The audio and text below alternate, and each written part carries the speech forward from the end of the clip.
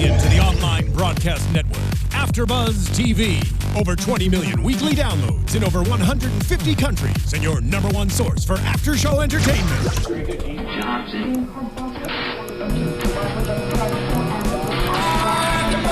AfterBuzz TV, the destination for TV superfans. Producing aftershows for over 300 of your favorite TV shows. Interviewing celebrities and showrunners. And bringing you behind-the-scenes exclusives. All thanks to E! Entertainment's Maria Menounos, producer Kevin Undergaro, and internet leader Akamai.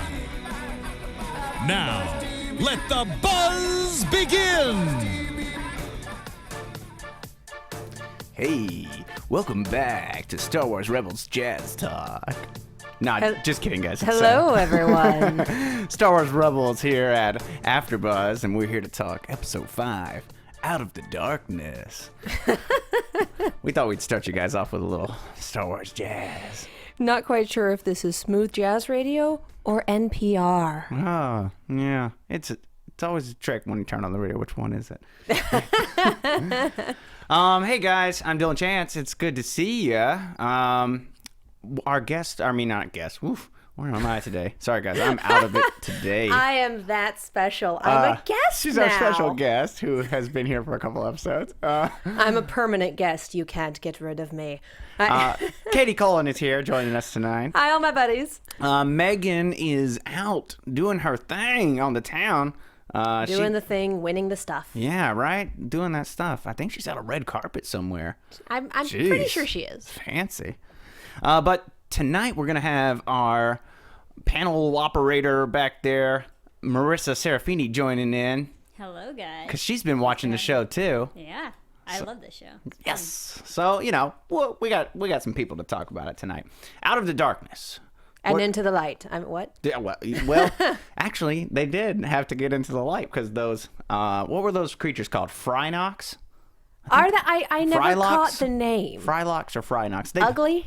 They posted it online, so I saw it earlier, but Okay. I just saw it today, and I didn't have a chance to write it down in my notebook here. But they're like Frylocks, I think, or Phrynox. I don't know. Somebody fill me in on that. I'll look at it later when I get home. Commenters, please help us. 30 seconds in, and we're already reaching for the commenters. Hello, everyone. Hey. No, I saw them. They posted it on Facebook today, and if I pulled up my phone, I probably could see it right now. But anyways. So we have a Hera and Sabine episode. I'm sad that Megan's not here to talk about this. I know. She'd be really happy. This is the one she's been waiting for. So we start off the show. We got Hera, Sabine, and Ezra, and they're running from some TIE fighters. So classic, like, oh, here we go. It's Tuesday, right? basically. Exactly. Been there, done that. Exactly. So Ezra and Sabine are freaking out, and Hera's got her normal, calm and collective. It's gonna be fine. Don't worry about it. I got this.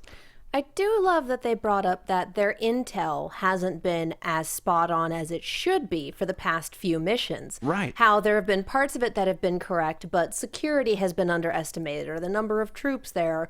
Basically something that you really need to know and prepare for when you're going into enemy territory and messing their stuff up. Yeah, exactly. I think Sabine brings it up. She says, hey, there's been a lot of bad intel lately. What's the deal? And she said, can I ask? And Hera says, well, you can ask. Yeah. Thanks, Mom. Yeah, exactly. That's basically what that is. I like Hera here. She tells Ezra to calm down. She says, there isn't a pilot in the Imperial fleet that can outrun me. So she's pretty cool. She's fun. She's cocky because she's a good pilot. She's just fantastic. I'm really glad that we got an episode that's, 50% her. That's so good. I want to see more Hera. I wish she was a bigger part of every episode. I think she's a really cool character. But she's the getaway driver, and so she doesn't often get to be in the thick of things. Exactly. Ezra, teach me, and then they see 3 TIE fighters. I'm not ready. Just, guys, quit backseat driving, I know, just let her handle it. Let her drive, and we can talk about this later, but distracting the person who is going to pull your rear out of the fire is probably the worst thing you can do in this situation. Right. So they both do it. Yeah, of course they do. So the contact that Hera brings up, his name is Fulcrum. We find out that there because she says Fulcrum's intel has been a little off. Okay. I'm not going to tell you who my contact is, but I will name drop them 30 seconds later. Yeah.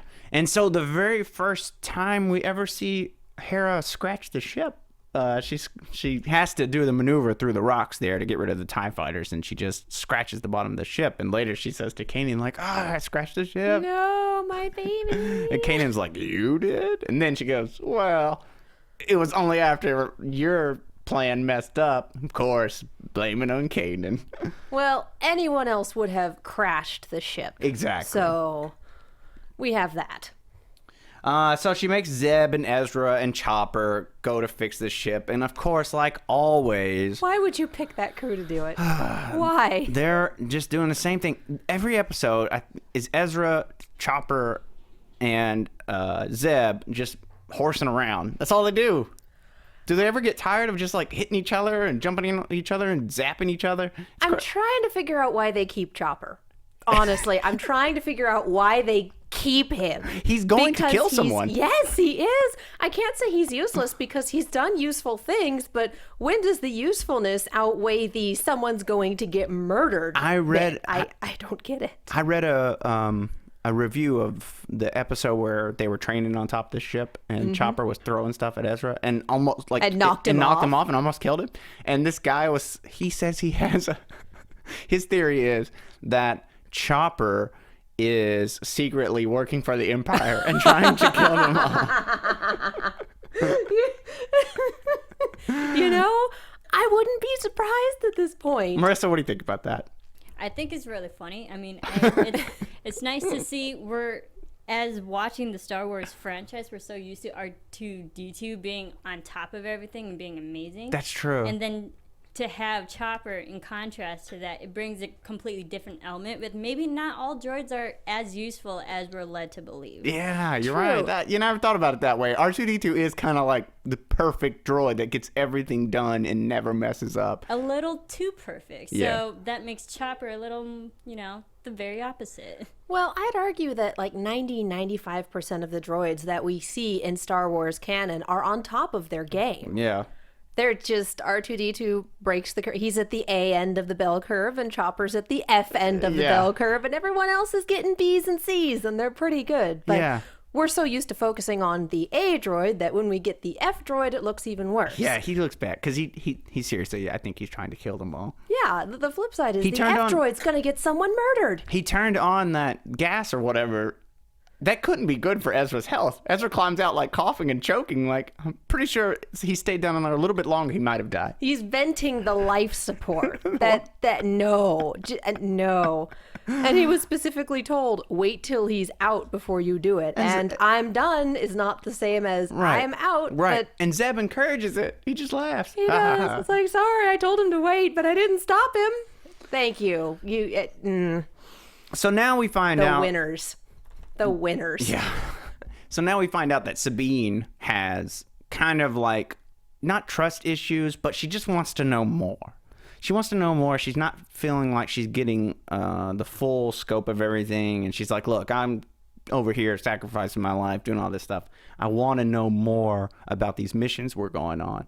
But Hera's like, listen, we have a kind of a balance here. Everyone only knows as much as they need to know. And that's to prevent people from, like, if they get caught by the Empire, like, talking and being tortured. And I think even Sabine in this episode says, like, you think I'd talk? And she goes, I think that the Empire could make anyone talk. Yeah. Which is true. They probably could. We've seen that little robot in A New Hope. Yeah. With the syringe and all that fun stuff. Yes, exactly. Yeah. And, the Inquisitor. Yeah, I'm pretty sure he could make some people talk. Even just with the Force. You will. But, but we find out that Sabine was actually in the Imperial Academy when she was on Mandalore. Mandalore is the planet she was from. Yes. So the Empire didn't like her asking questions there either. Right. I get that. I ask a lot of questions too when I'm doing things. People always tell me to stop asking questions. But you know what? Never stop asking questions. Are you working for the Empire? No. They wouldn't have me. I'd be like, why do I need to do this? They'd be like, don't ask questions, to do what you're told. I'd be like, but why? Just do it. But why? They wouldn't like me, I'm telling you. So where are we going now? So we got Sabine. That's cool to find out a little bit that she actually did train in the Imperial Academy.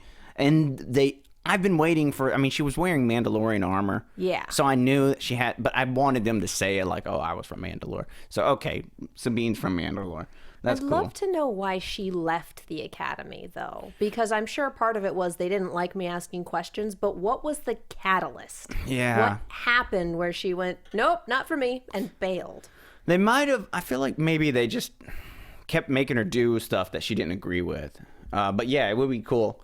It'd be cool to even see like a backstory episode where we just see her in the Imperial Academy a little bit younger and, you know, maybe trying to be rebellious and they were like, get out. Maybe they kicked her out. Backstories for everyone. I love backstories. Except Chopper. I think we don't need a backstory for that. I think I heard. Well, actually, I kind of would like to see where they got Chopper. Because in the book, they don't have Chopper. The New Dawn, it's just about Hera and Kanan. And I thought by the end of it, maybe we'd meet one of the people in the show, but we don't. They just kind of show up. I think maybe they, yeah. They started off this series and they're all together. So I don't know how they met Zeb. I don't know how they met Chopper. I don't know how they met Sabine. In a dumpster, evidently, for Chopper. Well, I think Chopper, like, we needed a droid. Hey, there's 90% of one. Let's take that one. They did have some little backstory episodes online. Maybe those cover, but I don't think they do. I think they just covered like what they were doing at the beginning. Because usually when they have extra episodes of whatever online, they're just recutting clips that are in episodes. I think that's kind of... Very rarely do you get fully animated extra content. But I think the creators talked about stuff. So maybe if you guys saw those, I didn't get a chance to see those. I need to look those up. I remember a long time seeing them. Just let us know. Put it on YouTube or something, and we'll check it out, and then we can know from there. That'll be great. Backstories for everyone. Yeah, that'd be great. I'm with you on that. I like that. So I'm trying to read here what's going on now. So yeah, we have them horsing around trying to fix the ship, and failing to read the diagnostic. They didn't do the diagnostic test, so they didn't see that it had a leak in like the fuel system. But the audience knows because we see it leaking fuel as it flies away. This blue-green stuff going everywhere. But I'm surprised because right when that happened, Hera was like, "Oh, the controls are wonky," and Ezra was like, no, it's fine. She's like, no, it's my ship. I know, I can feel it. And then they did all that stuff. Well, they fixed the steering. That's true. He was working on the steering. Ezra was down there fixing the steering. I feel like they would still, she would know, but I guess not. Maybe. The steering and the fuel, at least for cars, tend to be on two separate systems. For the steering, if you're used to it being a certain way and something's off, you can feel it in the way the vehicle reacts. Yeah. And she obviously knows her ship backwards and forwards and inside out. So she can feel if the steering's off, even if the diagnostics aren't there. Exactly. You don't exactly feel what's going on with the fuel until something goes horribly wrong. Until it doesn't start because you don't have any fuel. Yeah. So that makes sense, I guess. I'm surprised that she would even trust them, though. Like, she's so crazy about her ships. I feel like she'd be like, I'll take care of this myself. I feel like she expects people to be competent. Yeah, and that's a problem. That is a problem, especially those three. Yeah. It's the Three Stooges. That's really what we have right there is the Three Stooges. It's true. They are. So they decide, Hera's like, we have another mission. We're going to go down, pick up some supplies. And Sabine comes in and she's like, I'm not asking. I'm telling. I'm going with you to meet this guy. I'm surprised she didn't just kick her right out of the cockpit at that. Just like, nope, I don't think so. Well, I think Hera is nice enough. And maybe she thought, okay, she comes down, she meets the guy. She's not really getting anything besides like, seeing this person, and then maybe she'll be a little more trustworthy, and then she'll shut up about it. But also, I think maybe Hera herself doesn't even really know Fulcrum personally. So even if Sabine wanted to meet Fulcrum, maybe even Hera doesn't know. So, I mean, it could have been just Hera be like, yeah, sure, come along with me because, you know, safety. Just to you know, tag along. Sure, yeah. Could be. Because, yeah, we don't know what kind of contact she's had with this guy. Maybe it's all over radio. Exactly. And Fulcrum was not there when she showed up, and I thought he would be. I thought he would be too. But yes, they saw the thingies and bailed. Yeah, that's true. That probably is what happened. But I also kind of speculated because Sabine chimed in over the radio that he was like, oh, maybe we'll get out of here early. But I imagine it was also the creatures. Oh, look, there's things that want to murder us all. Let's not wait. Yeah. So they land on the planet. They find the supplies waiting for them, but one of the crates was dragged off, and they could tell that it was dragged and not used the hover pads or whatever that float them away safely. And they were like, what's going on? And then they go in there and they were like, this place has been abandoned since the Clone Wars. There's one little thing with the crate, and I noticed this, and it didn't come back up during the course of the episode. Where Hera saw that one particular crate had a symbol on it and said, I'll take this one. Yeah. So, well, I gotta say it. What's in the box? Well, yeah, what was in that box? I'm trying to look up those creatures I don't now. think it's come up. They're called Phrynox. They are? Yes, they are Phrynox. Phrynox. Okay, like Minox. But Yeah. Phrynox. Yes, but Phrynox. I don't think what's in that particular box has come up again. I think it's Chekhov's crate. Yeah, I think maybe we'll see it later. Yeah. Or hopefully we will. Otherwise, maybe they had an idea to do something, but then ran out of. I feel like that's setting up for something later in the series. Okay. Yeah, so there was a special crate that Hera wanted to take for some reason. I guess maybe just to make sure Sabine didn't look in it. Probably, which really makes you wonder what's in there. What's if in that crate? particular box has to be kept a secret. And from whom does that secret have to be kept? Everyone? Everyone who's not her and Kanan? Who? Yeah, we'll see. Maybe we'll see that again. A nice little touch they did, because they mentioned this base hasn't been used since the Clone Wars or whatever. Yeah. When they were in the base, all those vehicles in there were all like Clone Wars vehicles. Nice. They were like troop transports. I don't know the names of the ships, but they were the ones that you even see them in Attack of the Clones. They bring down the troops and stuff. So that was really cool to see all those old Clone Wars vehicles, and they're all old and torn apart. So it's like, oh, that's neat. It has been, almost 15 years, I think, since the Clone Wars in this movie. Something like that. You know the timeline better than I do. I think it's around that time. So that's pretty cool that they did that. I like seeing little throwbacks to the old stuff, especially like the series, and they all worked on the Clone Wars series, all these guys. So that's cool to do their little throwbacks. Hopefully, I'm still waiting for throwbacks to some of the characters that are still around. That would be awesome. That's what I want to see. I want to see Ahsoka. Everyone wants to see Ahsoka. Bring her back. I'm afraid if they bring her back, they'll kill her off. But we'll get closure. Because Do you really want that flavor of closure? Well, look, now... Do you really want that? Right now, I don't know where she is. She's lost in the galaxy somewhere. Who knows? What if she's, like, abandoned, starving to death, dying, sad and alone on a planet? I'd rather... Or maybe she's running her own little rebellion. Your glass is half empty, isn't it? I'm sad. I miss Ahsoka. I want to see her. I want to come back. You know what?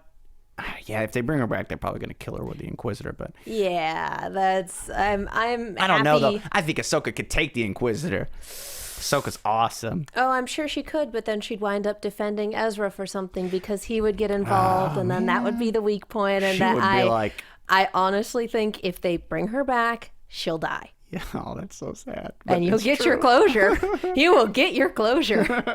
Not the closure I want. At this point, ambiguity is probably your friend. It would be really cool if they brought Ahsoka back to duel Darth Vader. Oh my gosh. That would be the coolest thing that's ever happened. Then she really would die. Well, of course she would, but it would be awesome because he was her master. Like, he trained her, and it would be a master versus apprentice thing. But that would be an odd thing to put into a different series, because if you have people who have not seen Clone Wars watching this, it's a lot of emotional significance for the fans of the other series. Yeah. But for the people who just jumped on for this, they're like, well, she's fighting Vader. That's pretty cool. I'm sure they would mention it. What? Because Ahsoka would call him Anakin the whole time, and she would, they would bring it up. And if they brought her around, like maybe she joined them for like a 2 or 3 episode arc and helping them, and then she's so awesome that like Vader has to come down after her. That'd be cool. They'd also need to put that within the framework of the series. Yeah. And that's it's something a lot that should to have its its own for. little mini movie or something. Its own made for TV movie. Did you guys hear that? Writers of the show, because I know you're watching. Come on, Disney. Come on. Make us Ahsoka fight Anakin. That's what I want to see. Everyone wants to see it.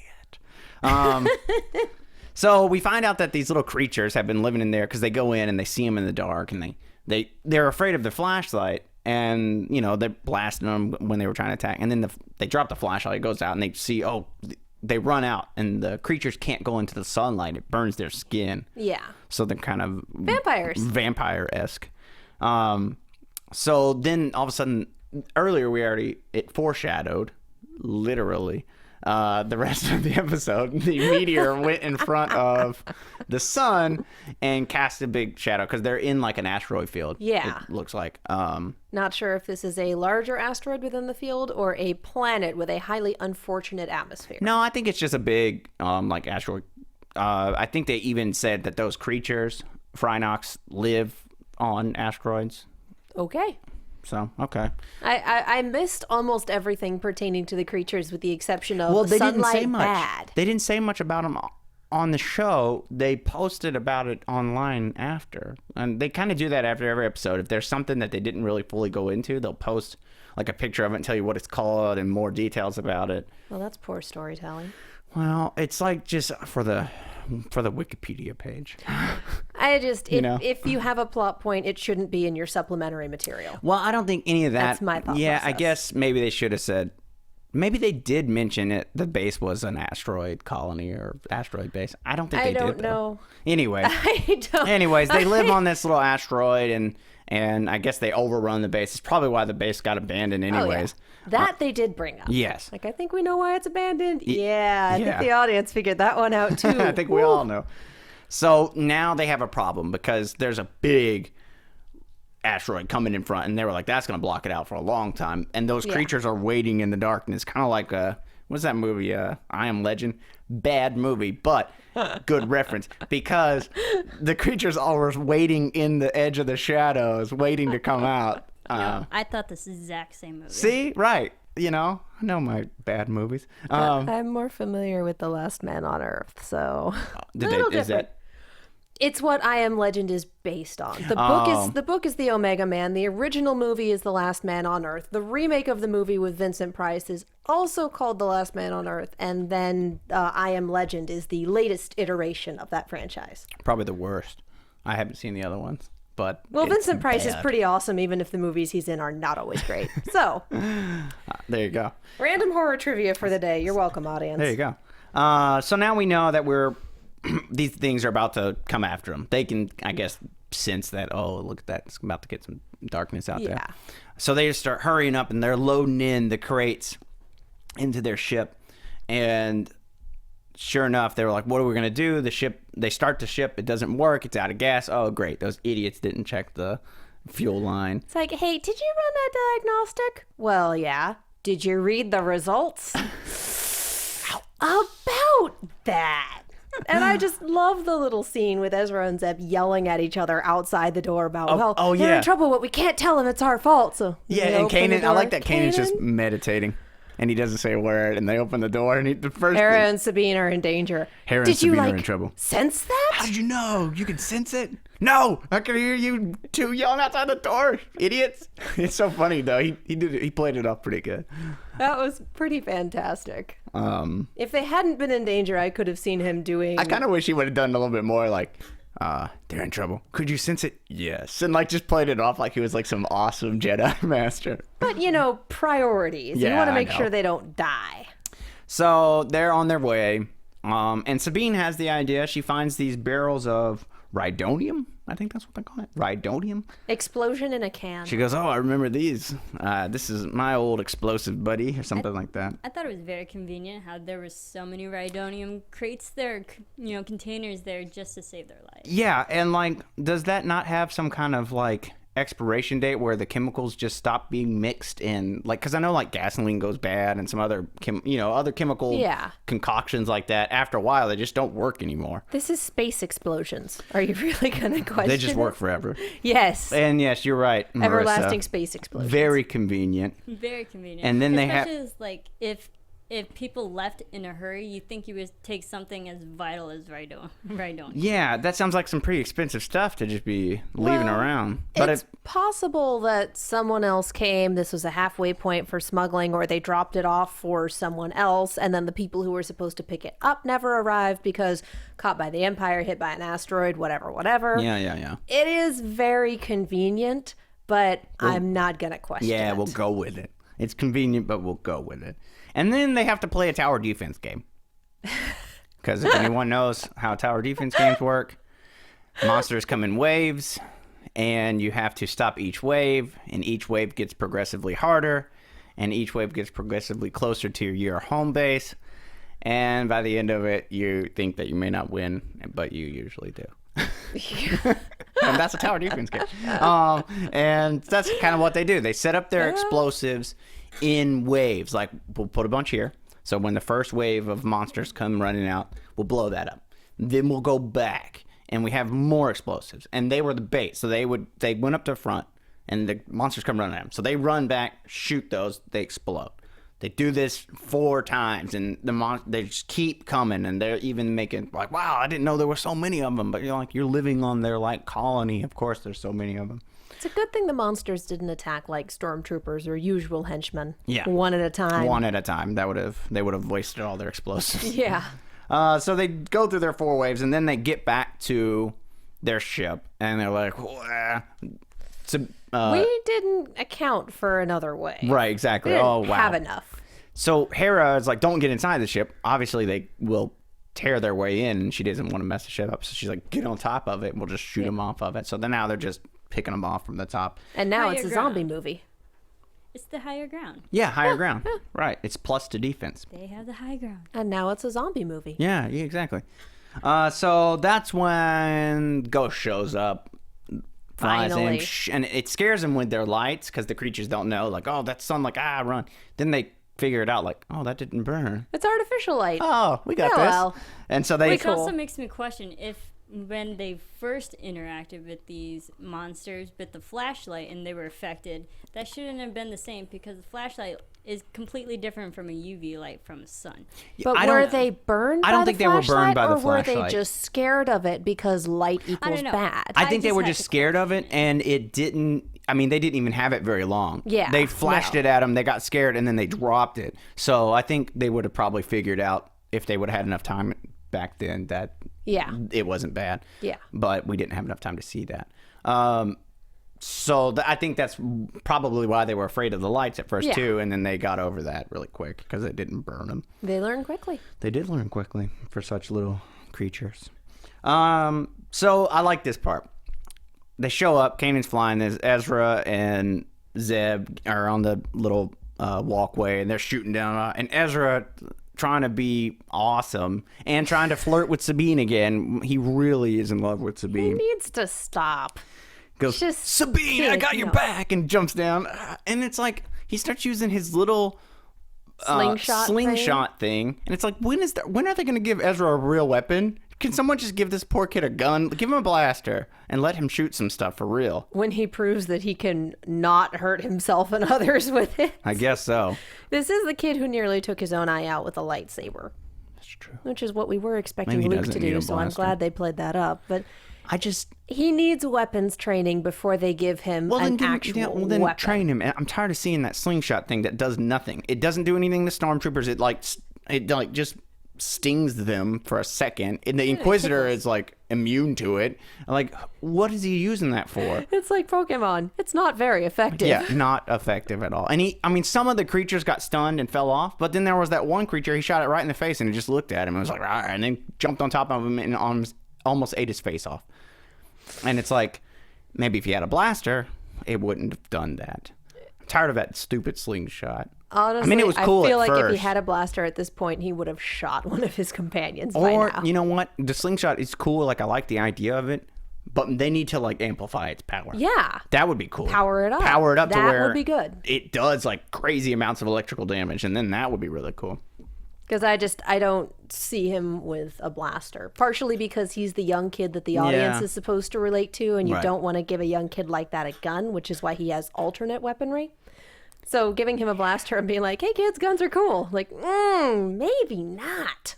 I don't know. It could be cool. Give him something cool like Chewbacca's, like, crossbow blaster. I'm with you on amplifying the slingshot. Yeah, just amplify. Or just give him a lightsaber. Like, they need to go on their Jedi lightsaber quest. Vision quest. Yeah, where he needs to go find his lightsaber and build Send him it. into the swamp. Yeah, that'd be awesome too. So anyways, he's shooting some stuff. He gets knocked down, and then one almost eats his face off like we talked about. And then Sabine actually comes to his rescue, and she does save him and pulls him back on the ship. which I think is funny. And when he's getting back up, he's like kind of like, oh, defeated. And Zeb goes, nice moves out there, champ. Which is pretty funny because it's like he just makes fun of him. And then when nobody is helping. Yeah. Nobody's helping. Yeah, everybody's mean to each other. I'm surprised Chopper didn't push him back out. Then Ezra, when they're on board, he pulls another like now he's trying to turn it around. He just tried to be like really cool and like, yeah, I'm saving you, Sabine, and it didn't work. And then when he comes back, he turns it to the opposite. Thanks for saving me out there. And then she just looks at him and she's like, don't look into it too much, kid. She calls him a kid, put him down a little bit. Well, he is. Yeah, I know. It's just, that's kind of mean. No, I'm with her on this one. Just like, I am stuck in an enclosed space with you. I don't want to deal with this. Don't want to deal with this. Don't put him down too high. I said no, deal with it. Oh, that's sad. He needs to learn to take no for an answer. So then we get Hera runs into the front. She starts doing all this crazy stuff where she like deflected all the power to the outside and it zaps all the creatures off. And this was my favorite part was Kanan goes, whoa, I didn't know the ship could do that. And this is innuendo time. I'm pretty positive. She, like flirting, looks at Kanan and says, there's a lot you don't know about my ship. And I was like, whoa, here we go. I did not read it like that. I did. I actually tweeted at the voice actress. Oh, no. And I actually tweeted at Freddie Prinze Jr. too. I think her name is Vanessa Marshall. I think that's the voice actress for Hera. And I tweeted at them and I said, Kanan, I think that's an innuendo. And she actually tweeted it back, like, yep. And she did like XO. So that's pretty funny. Well, okay, word of God, I stand corrected. Yeah. So, I mean, the way she says it and looks at him, like, go watch it again. Just watch that part again. It's really obvious. She's like, there's a lot you don't know about my ship. And she's like reaching over him at the same time. Well, he's sitting in the pilot seat. But he smiles real big like, whoa. So that was a pretty exciting moment right there. So then they grab it with the magnetic lock because obviously they can't maneuver it in. So, and then they fly off and the boys apologize and then say, okay, we'll go fix it right this time. Hopefully. Because we trust you to do that. Right. Mm-hmm.